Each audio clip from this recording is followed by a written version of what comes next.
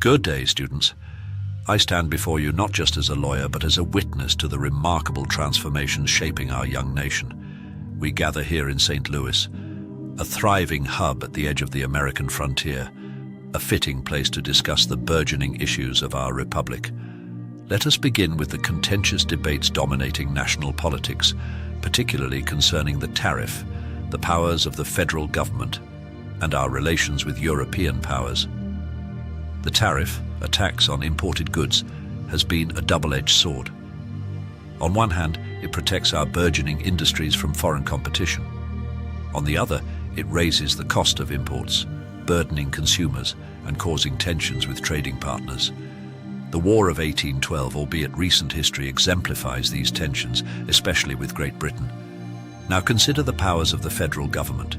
The Constitution, our guiding document, intentionally left certain powers ambiguous. This vagueness has led to vigorous debates. For instance, the Federalists, led by figures like Alexander Hamilton, advocate for a strong central government. They argue this is essential for national unity and economic progress. Conversely, the Democratic Republicans, championed by Thomas Jefferson and James Madison, fear centralization. They argue for states' rights, fearing that a powerful federal government might infringe upon individual liberties.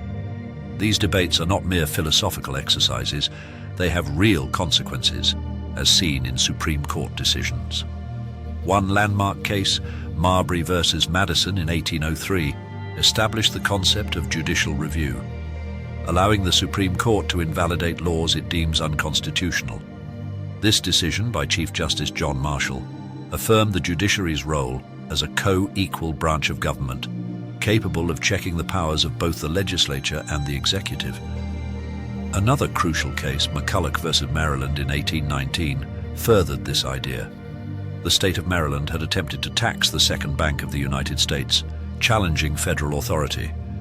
The court's decision, again under Marshall, ruled that federal laws have supremacy over state laws, a principle known as the Supremacy Clause.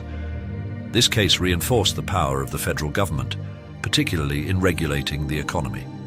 Our nation's expansionist ambitions, especially post the Louisiana Purchase, add another layer to this complex tapestry. The Purchase itself, in 1803, doubled the size of our nation, an acquisition facilitated by President Jefferson. This vast new territory presented both opportunities and challenges. The government embarked on expeditions, like the famed Lewis and Clark journey, to explore and map these lands. Diplomatic efforts were also crucial in managing relations with European powers, particularly Spain and France, who had interests in the region. In these endeavors, the question of federal authority again comes to the forefront.